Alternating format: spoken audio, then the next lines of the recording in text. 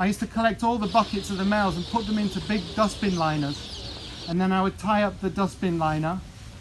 So there would be like about 1,000, 2,000, and you could see them all clambering, trying to get out, and I'd just be tying up the bag as hard as I could, and then you just see this bag moving, and gradually it stops moving, and it's just big, heavy, and it had that smell of death. And then we would empty out all the chicks onto the conveyor belt, and some of them were born with broken legs because of the weight, because they're all crammed into these crates, and some of them were kind of stuck to the shells. So we didn't peel them off from the boxes, we just threw them in with all the shells. So they were alive, they just had a crooked leg or something. We'd throw them into the thing, and then to make space in the thing we had this big steel like a masher, and I used to have to crush down the eggshells to make space so that we could put more on top. And of course there's all the chicks inside.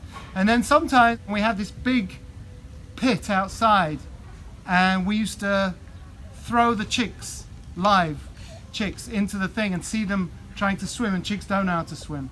And you would see them sort of struggling, and then they would just gradually just drown. And then we got these big trucks would come and suck out all the water with all the dead chicks inside.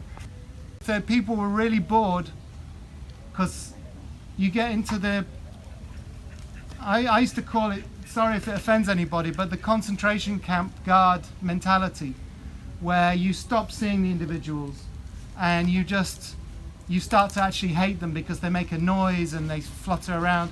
So people, when they were bored, they used to play games with the chicks. So there was outside, there was these big trees. So the game was to throw the chick and see who could get a chick to stick in the tree, who could get one to stick. And you know, obviously most of them would just miss and fall to their deaths. And every so often, someone would get, one of the chicks would get stuck in the tree, and everyone thought that was great fun. The killing that just goes on is just non-stop. It's a non-stop process, all the males.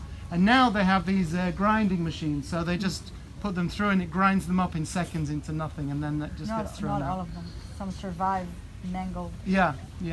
So that's the industry.